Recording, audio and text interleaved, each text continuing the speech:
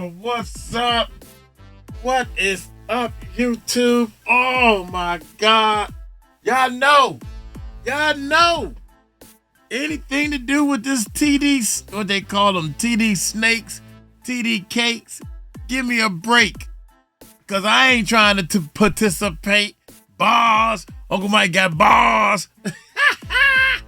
TD snakes. Or is it cakes? Which one y'all want to use today? Hey, man, I went out there and shoveled some snow, and I'm sore. My back hurting. I overdid it, y'all, so I might go get me a beer or something, man. How y'all doing? Y'all doing all right? I hope everybody's safe, especially, in the United States on the outside, on the east side. East Coast and everything. I can't believe. Hey. Diddy locked in a cell, tunnels under his house, and he can't make bail. Still in jail. I can't not believe that TD Jakes actually think that he pulling one over on us. Of all people, if you can read people, and my man, it's a guy that got this channel, man. He do body language. He watches the people body language and can tell. And he said, this is all theory. This is his opinion. But in college, I got a criminal justice degree, and one of the things that they teach you and talk about is body language. Y'all see the movie Samuel Jackson Hostage? What's the daggone name of the movie? The Negotiator. Yeah. Oh God dang, Uncle Mike, you need to get yourself a man, get out of here. Give yourself a point for that with The Negotiator. Now I forgot what I was going to say. God dang it. Oh, he was saying that I can tell you lying because you look to the left. That means you trying to, they taught us all this stuff. But if you look to the right, that means you lying or whatever. You know what I'm saying? They taught us all that stuff, man. I don't use it and I don't know it no more. But I know one thing, body language. Tell on a mother in a minute. And I know you lying. I can tell when somebody's sneaky. You just watch them. You keep your mouth shut and watch. And next thing you know, his body gonna tell on him, man. It's gonna tell on him. And that's TD Jakes. Boy, every time I look, somebody, why are you at a Diddy party? Whatever you trying, business you try. Oh my God, I call you back. I call y'all back. 50 Cent exposed TDJ. Y'all hit this subscribe. Y'all hit that subscribe button. Hit that bell, man. God dang. Let's check this bad boy out. You guys don't need to worry about me getting revenge from Diddy. I've got 3 moves that make sure he'll never be able to come after me or my family. First, I personally reached out to the victims' legal teams. The real reason he's not getting out is those buried cases behind the scenes. Okay. I provided legal funding for 7 victims who had been silent for years and brought in the top criminal attorneys in the country. Second, I bought up every potential post-release business deal he had lined up. I planned this 2 years in advance, so by the time he got sentenced and still had hope of getting out, every partner had already cut ties with him. Third, I don't just have evidence, I've got backups. This is an entire minefield that's been buried for 20 years. I just want to let y'all know that's not 50 voice. That's AI. It's too, yeah.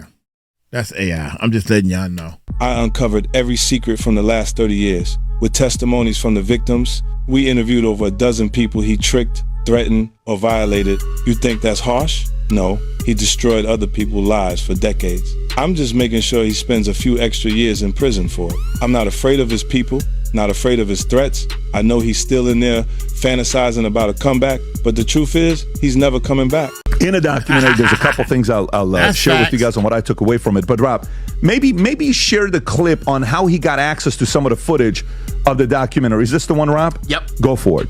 How did you get that footage of Diddy?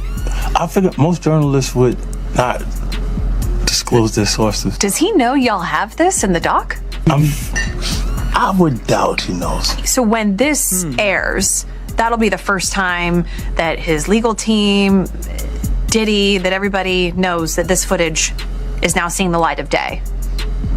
Perhaps. Combs' team firing back in a statement to NBC News, saying the Netflix so-called documentary is a shameful hit piece and that they relied on stolen footage that was never authorized for release. His team sending a cease and desist to Netflix.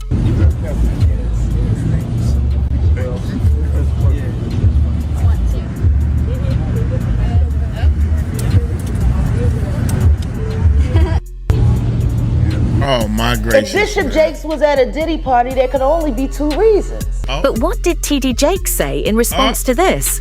That's why people get on my nerves talking about who you should be seen with. I do homeless shelters. I walk in prison ministries. I deal with murderers. I deal with rapists and killers because they're our children, our sons, and our daughters. I stopped by Puffy's house for 30 minutes to say happy birthday to him during the day at 2 o'clock with staff people. And out of that came a love affair and all kinds of stuff that I never seen. You too? Now, I'm almost 70 years old. What do I look like? In 50 Cent's new documentary, The Quiet Speaks. Yeah, he talking about that one time. What about when you came back later on that night at the party? You snuck into the party. Come on, man. Y'all, come on. Come on, man. All right, here we go. Louder than any direct claim, revealing how figures like Diddy and TD Jakes once existed in separate spheres of music, faith, and influence that were rarely examined together. Yet, when power stretches across institutions, truth doesn't vanish. It simply waits for the right moment to surface, exposing not just isolated moments, but a system that rewarded closeness, guarded reputations, and trained everyone around it to choose comfort over honesty, proving that when the silence finally cracks, the real issue isn't what occurred, but how long it was permitted to exist. He pulled me to himself, wrapped his arms around me, and tried to kiss me. And in that moment, I literally died. This was a shock to many in the religious community. Bishop TD Jakes has been a spiritual advisor to presidents and a religious voice to thousands. Because, you know, the Honorable Minister Louis Farrakhan has prepared us for his departure for many decades. And many people, if you wrongly idol worship someone, you could have a void.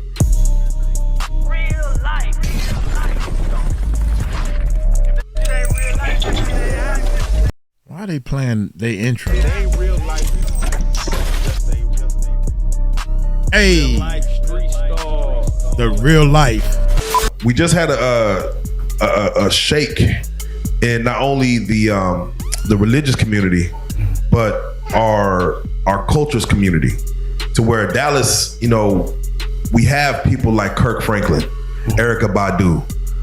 You know of these names, and then you hear someone like Bishop Jakes, the Potter's House, that of course has risen Dallas to where you have these entities and these figures that, you know, when you say the name, you kind of already know what it is. And we just recently seen that Bishop Jakes had stepped down.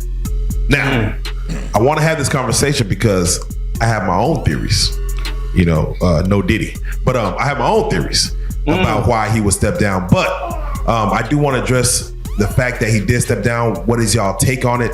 And then also, where does it go from here? Dooney, if you don't mind, I can start with you because you actually have a personal relationship with Bishop Jakes. You've been calling him out for the past few years, damn near feel like a decade or so. You've been calling the man out, and now it seems like he didn't answer your phone call, and now he done stepped all the way down. Yeah. So I don't blame him. I wouldn't answer phone call. This bitch don't start now. He asked me the question. I know. I wouldn't answer your call. Come on, go ahead though. Okay. Please. Let me say this, man, to Bishop TD Jakes. You know what I'm saying?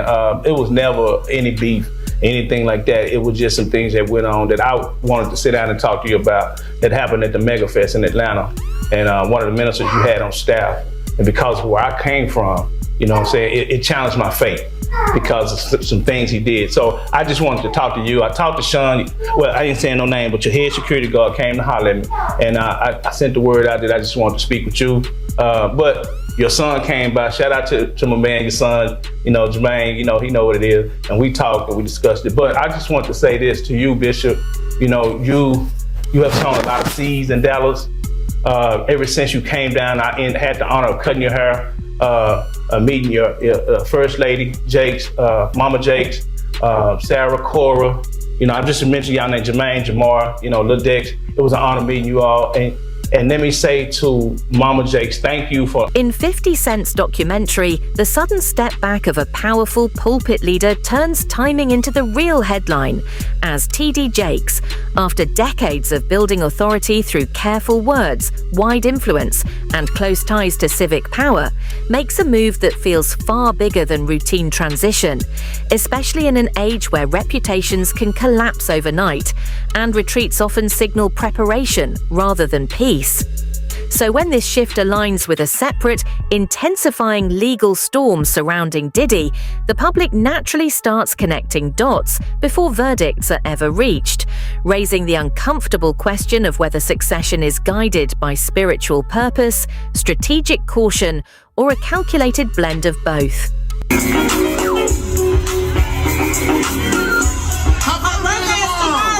His wife's birthday is tomorrow. Happy birthday!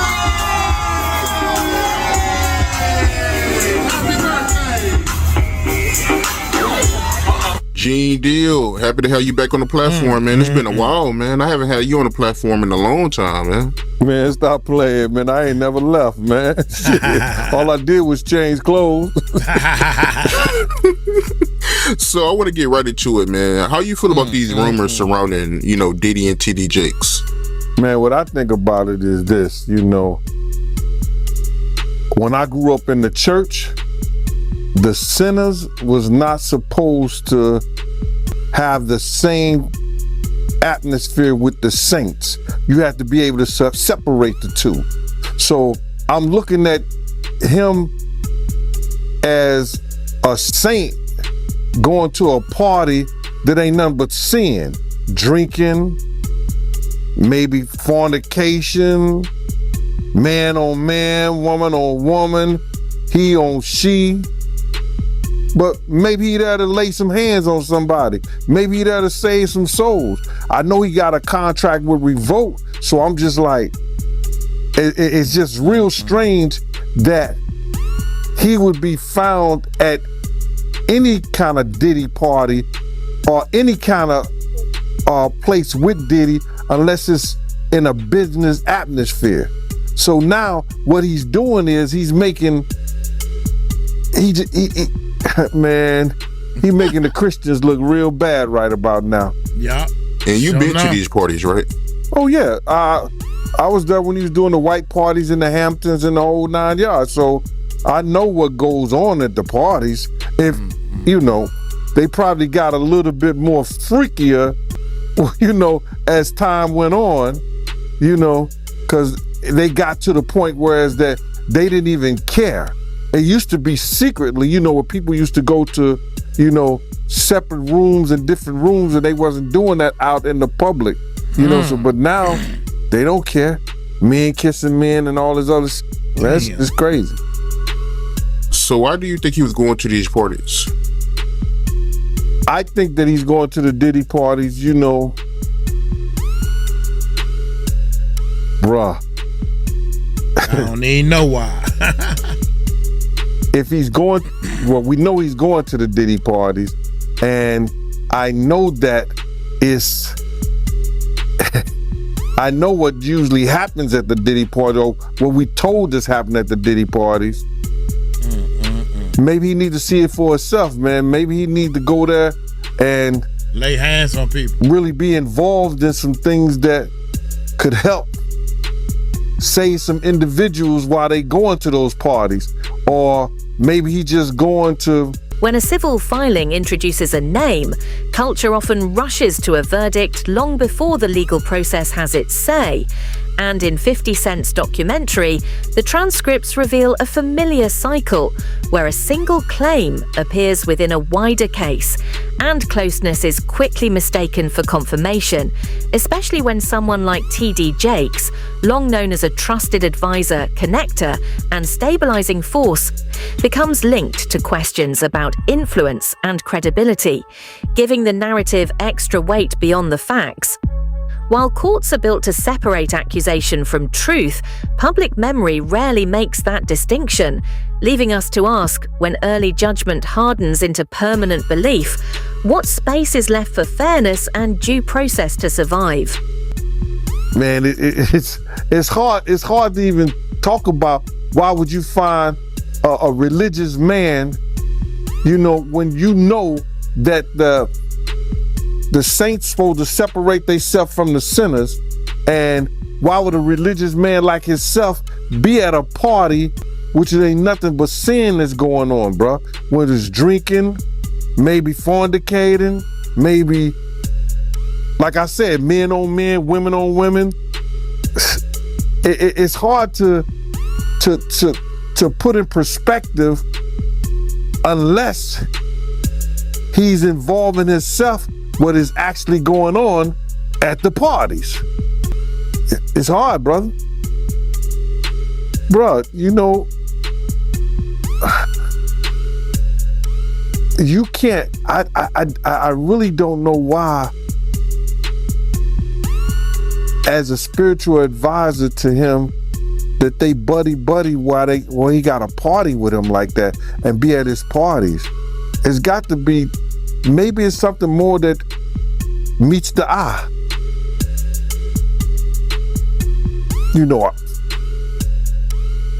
I don't know. I've had, I've talked to preachers and I've talked to reverends and priests, but they ain't never came to a party with me or nothing like that. So it's hard to figure that one out, bruh, without even saying, what people might be thinking. But I heard that there's supposed to be some tapes or something that's coming out real soon.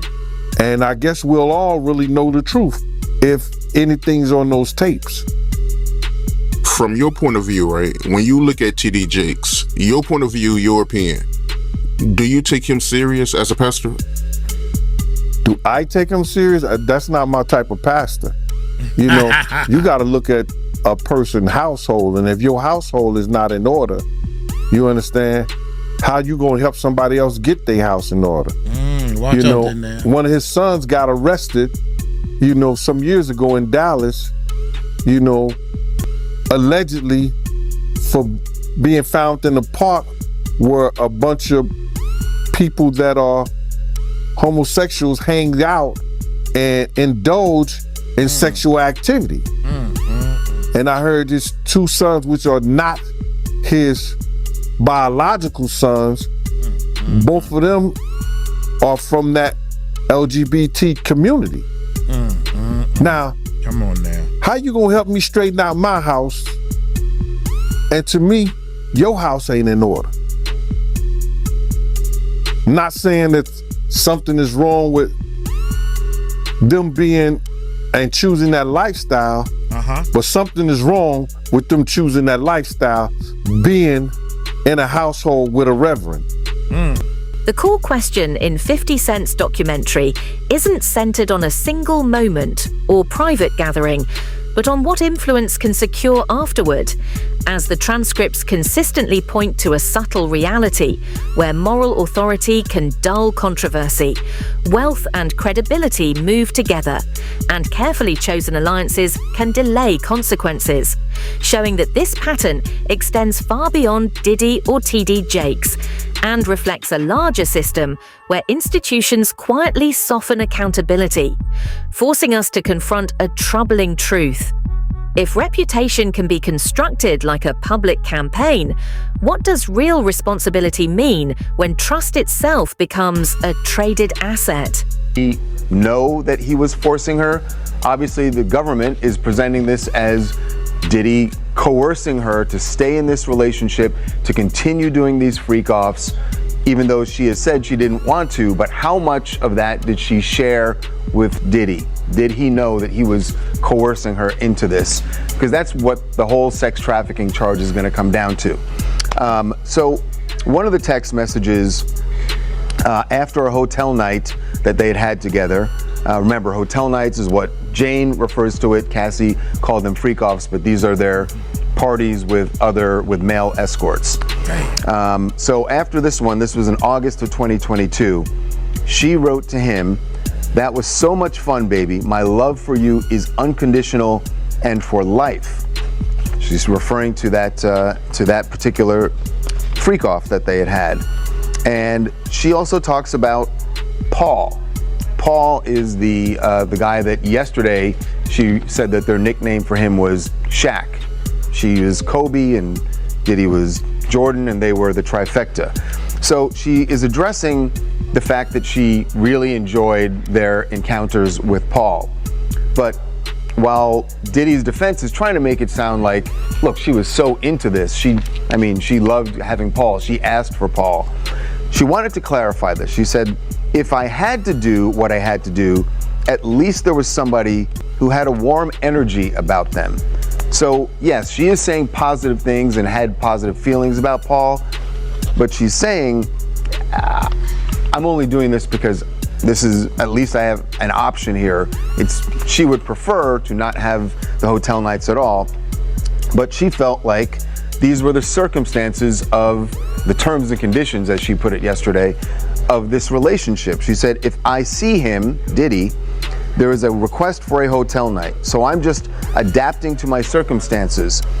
I'm adapting to my environment. So yes, there were moments when I suggest or organize these things under the pressures of my lover. Yes, I think that's key thing there. She says, under the pressures of my lover. So she certainly feels pressured to do this. Does Diddy know that he's pressuring her? That is the. When a personal account enters the record, its impact comes less from specific details and more from the imbalance of power behind it.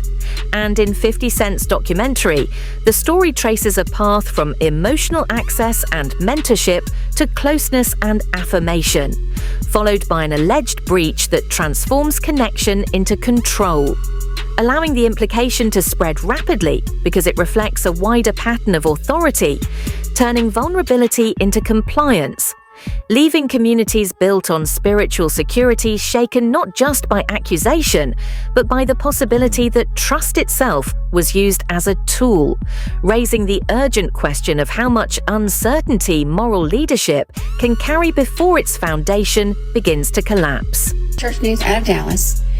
A megachurch founder and pastor, T.D. Jakes of the Potter's House, his ex-son-in-law claims that T.D. Jakes abused him. What? Richard Brandon Coleman is the ex-husband of T.D. Jakes' daughter, Cora Jakes. An attorney representing Coleman says that Coleman now claims, along with other unnamed males, they claim to have credible allegations against the Potter's House founder, T.D. Jakes, of grooming, assault, sexting, and transporting them across state lines. Richard Brandon Coleman, 36 years old, also known by his stage name Ski Ventura, is serving time in a Texas prison for aggravated assault of a child and indecency with a child. Cora Jakes announced her divorce from Coleman in January 2022, shortly before his crimes became public, after they'd been married for about 10 years, and they have 2 adopted children. The attorney representing Coleman made this latest claim in a filing in the U.S. District Court for the Western District of Pennsylvania last Friday.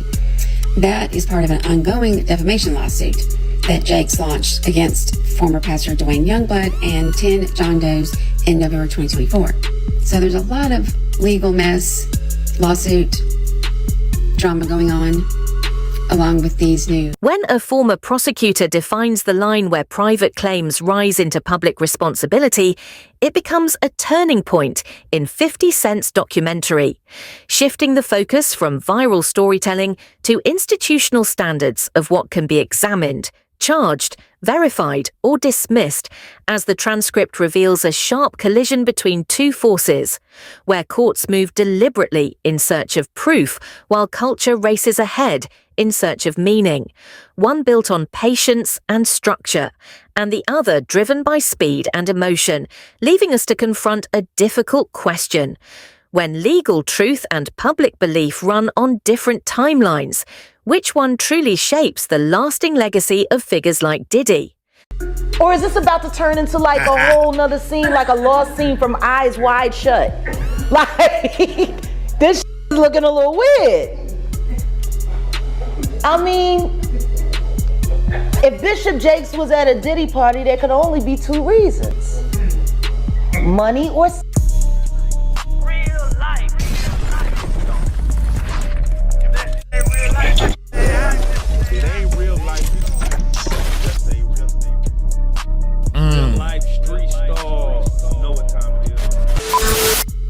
Why do you think TD Jakes was at Puff Daddy's birthday party?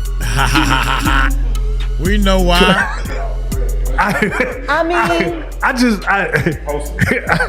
You know, do you remember when Bernie Mac played the minister in Friday? Yes. That's how I feel about TD Jakes. Like, that's how I see. Oh, Miss Parker, come to pray. But for him to be at a Diddy party, I don't know.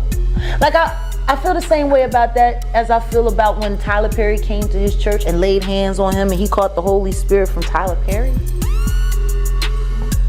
Tyler Perry is the bishop of what?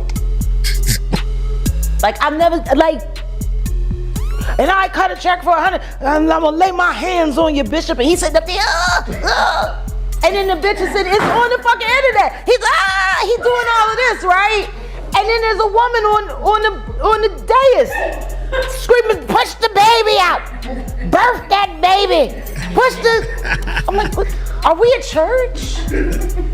Or is this about to turn into like a whole nother scene, like a lost scene from Eyes Wide Shut? Oh my God, don't say that. This shit is looking a little weird. Oh my God. I mean, if Bishop Jakes was at a Diddy party, there could only be two reasons. Money or That's all that happens at Diddy parties. Money and I hope it was for money. Charitable contribution. I hope it was for money, because arguing about who's going to put the strap on is... Whoa, don't say that. That can be a very uncomfortable situation. Ouch, pause. I can't believe Diddy locked in a cell, tunnels under his house, and he can't make bail. My legs hurt, man. I can't stand up. Let's keep going. You know, we're going to pray on it. Praise the Lord, you know. The recurring challenge in 50 Cent's documentary goes beyond personal morality and cuts straight into structure and power, questioning why spiritual authority repeatedly appears inside celebrity-driven spaces that function as influence marketplaces, where access is rewarded with relevance and visibility, and where connections between figures like TD Jakes and Diddy create mutual legitimacy, while quietly increasing the risk of illusion and compromise, turning proximity into currency and silence into its ongoing price, forcing us to ask, when influence is built on staying close, who is really being protected when everyone chooses not to speak? Look, everything that I know tells me that he will get between 1 and 2 years, and I think it's going to be closer to 1. Prosecution is asking for 4. That's just not going to happen for a Mann Act violation. So if that's right, look, he wants to get the lowest he can get, and I think it's going to be between that 1 and 2 range. To get the 1, I think he's got to show the judge that he is taking his misdeeds seriously. Right. And by the way, we know that even when the judge said that he was not going to let him out on bail pending sentencing, one of the things he mentioned was his violence. We've seen his violence. Exactly. So he knows that this is an issue for the judge. And the defense conceded it. Right. So that's something he definitely has to address. And that's what he's doing with this program. I mean, Charles, he doesn't have to address it, but he is addressing it. And, this might help him with regards to his sentence. Maybe the judge might sentence him to lesser time because he's working on himself. But Jamie, you know what the complication here is that he's been found not guilty on the charges that relate to drug use and domestic violence. That there was no conviction using force, fraud, or coercion in these three ways, and drugs. The Cassie video was off the table. The only thing he's been convicted of is taking a prostitute across state lines for the purpose of prostitution. But can't the judge consider all of the testimony in the that was presented at the trial? But the defense is going to say he was found not guilty on those things. So it's really kind of an interesting. There's that, but there's another side of this. And Jamie, you've been working on this story for 5 days now to lock this down. But what was there was one key word, one of the sources you spoke to. You remember what that word was? Yeah, redemption. Yeah, because that's the other part of this. Yeah. That this is Diddy looking at my life after prison, because now that he knows he's not going to be locked away for decades, not going to be locked away for the rest of his life, he could get out this year. When a lawyer withdraws and a firm steps aside, 50 Cent's documentary frames these moves as professional routine, yet culturally they register as early warning signs, especially in high-stakes cases tied to Diddy, where alliances quietly loosen, exposure is re-evaluated, and distance becomes a calculated defense, showing that these departures are rarely admissions of guilt, but clear signals of rising risk, forcing us to confront a deeper question. If power networks only rearrange themselves once danger becomes visible, how long was that danger silently tolerated before anyone decided to move? That's why I don't know why they acting like they was in there looking for anything other than physical tape, because there was so many DNA samples in that house. They could have probably created a whole new race.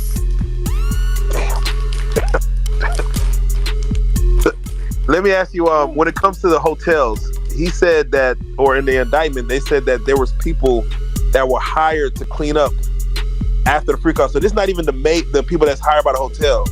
These are special people. No, they had to bring in outside clean. No, this is industrial level foolishness we talking about. This is Breaking Bad level.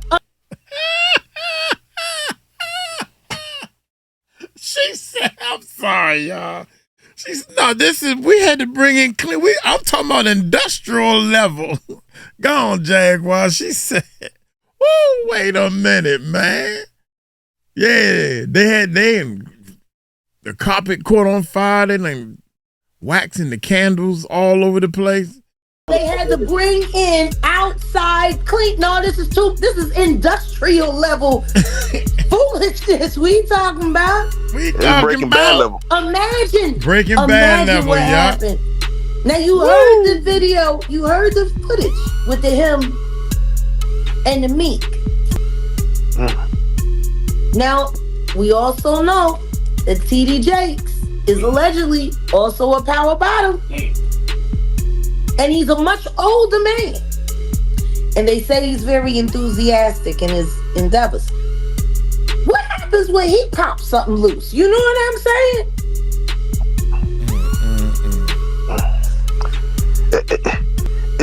It's funny because they're mentioning sex, but they're not mentioning women. They're mentioning men as sex workers. Yeah. Like is that a thing where like there's a website? I mean, what? It's just wild to hear like you mentioned the You normal. never heard of Grindr? I personally have not. That is what. Why don't nobody ever talk about the fact that TD Cakes has an account allegedly on Grindr? Oh my God. No, don't say that. Grindr is app. It's been around for about 15 years now. It's pretty much where you can put a GPS in an asshole. Damn. So you go onto the app. Damn. And it uses the location. And it routes you to the account of the man closest to you. And then y'all DM and you decide if you're going to do it at the 7-Eleven or do it at the gay club in the bathroom. It's a hookup site for promiscuous gay men. That's what I didn't know that. Grindr? Wow. The Grindr. Jeez. Why would a bishop have a ghost account? Oh my God. Yeah, let me ask you, also in the 14-page indictment. Brandon. Oh, not clips. Not clips. Brandon. Oh, baby. Not malice. Not malice. She got the daggone She let her song. like I Diddy bop. That's what Cameron said. Yeah, we're about to go through all the lyrics again. There was an interview I was watching with, or a video I was watching with Jay-Z and Diddy from back in, I guess early 2000s. We're gonna go back and watch through all of this because I think we need to, because everything was done in your face. Yeah. They played in all of our faces. All of this stuff was done right in 50 Cent's documentary, the mere idea of recordings becomes a form of power long before any proof appears, showing that surveillance doesn't need confirmation to control behavior because its possibility alone can enforce silence, turning fear into a system of influence that shapes loyalty, hesitation, and denial among those circling celebrity and spiritual authority.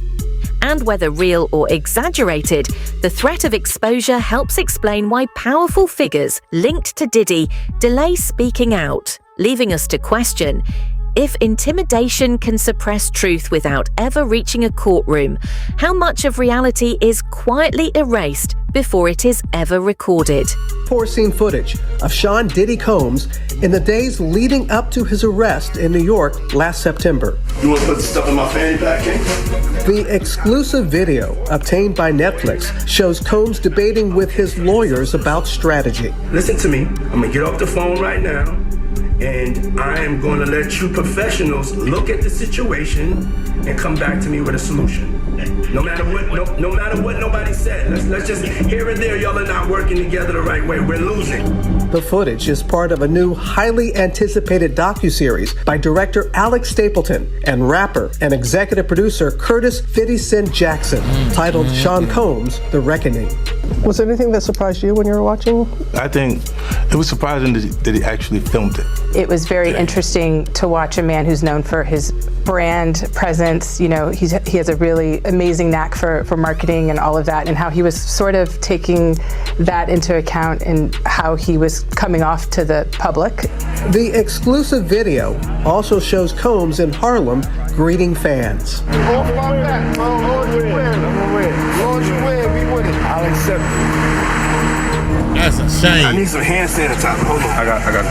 I've been out in the streets amongst the people. Yeah, I gotta take a bath. That's a shame to even think that. Like the amount of people that actually I'm coming in contact with, like that's what I have to do. You know what I'm saying? It's like 150 hugs. You're a public person as well, and there was one instance in Harlem, and his reaction when those people went away. Got in the car and said, I feel like I need to wash, like I'm dirt. That was, it should show you his character. But don't he have a disease? He keep walking around carrying a disease. All them people that touch Diddy should be going with hand sanitizer and going home and taking a bath, because they know he carrying something. And he talking about he got to take a bath. Too late. You already got it. Come on, man. His reaction when those people went away. Got in the car and said, I feel like I need to wash, like I'm dirt. That was, it should show you his character. Was that the reason for including it? Yeah. I mean, what's the odds that you would do that in front of the camera? Like that's one of the moments where he forgot he was on tape. How do you respond to people who say that it's more about the disdain that you have for Sean Combs than it is for giving the victims a platform? What they consider a pre-existing beef, right, for 20 years, right, is me being uncomfortable with him suggesting that he takes me shopping, or I looked at it like it was like a tester, like maybe you'll come play with me type of thing, right? And it's not personal. I think it's important to also let people know that the show is not completely the perspectives of people that did not like Sean. We weren't trying to just get the highlights, the salacious details, that the real goal was to storytell. And not everyone needed to have an allegation to be a part of this project. The 4-part series also features 2 jurors from Combs' trial who are speaking for the first time about how they reached their mixed verdict. 50 Cent's documentary deliberately ends without neat answers, leaving the boundary between verified evidence and public speculation unresolved. Hold up, y'all. I just saw something. That's messed up, man. Check this out. That's that symbol right behind Diddy. Right behind 50 Cent. They got that design that they was talking about, something about kid trafficking. Watch this. Project. The 4-part series also features 2 jurors from Combs' trial who are speaking for the first time about how they reached their mixed verdict. 50 Cent's documentary deliberately ends without neat answers, leaving the boundary between verified evidence and public speculation unresolved and forcing viewers to live with uncertainty as legal processes move at their own pace. While institutions like church, celebrity culture, media, and law overlap and blur responsibility across every layer, allowing figures from TD Jakes to Diddy and beyond to insist they are simply waiting for the complete story, even as that waiting quietly turns into a shield, raising the final, unsettling question of who truly profits when accountability is postponed again and again.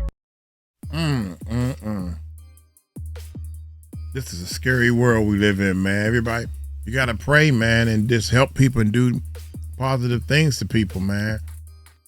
TD Jakes, TD Snakes. Girl, my man said, TD Jakes grabbed myself and pulled me up amongst him. Talking like that Bible talk. But yet he in jail. He got out of jail and had to go back to jail. That guy right there that was talking, yeah.